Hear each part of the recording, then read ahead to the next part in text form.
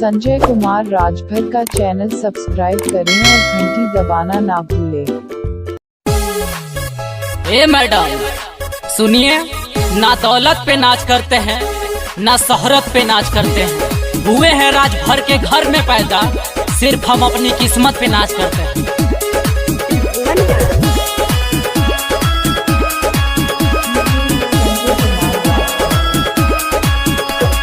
सुननी यहाँ गोरिया भइल बाड़ू चोखा, नया नया लइकन के दे तारू धोखा।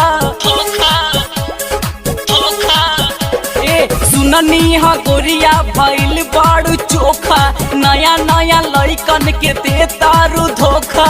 ऐसे ना चलल करा गोरिया मटक के, ले ले ई चुम्मा राज भरवा पटक के, ले ले ई चुम्मा राज भरवा पटक के, ले ले ई चुम्मा राज भरवा पटक के, ले ले ई चुम्मा राज भरवा पटक के।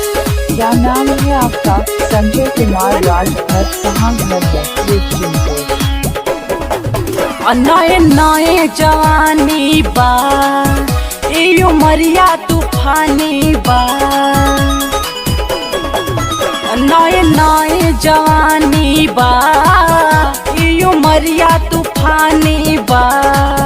हरे ऐसे जे चिरई हो उड़ब छटक के, ले ले ई चुम्मा राज भरवा पटक के, ले ले ई चुम्मा राज भरवा पटक के, ले ले ई चुम्मा राज भरवा पटक के।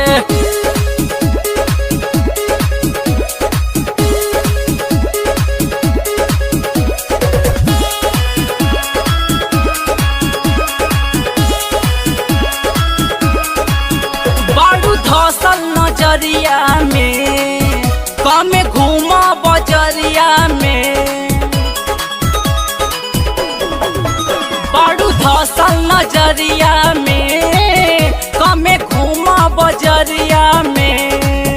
हर आलोक आजाद से जे रहबू खटक के, ले ले ई चुम्मा राज भरवा पटक के, ले ले ई चुम्मा राज भरवा पटक के, ले ले ई चुम्मा राज भरवा पटक के।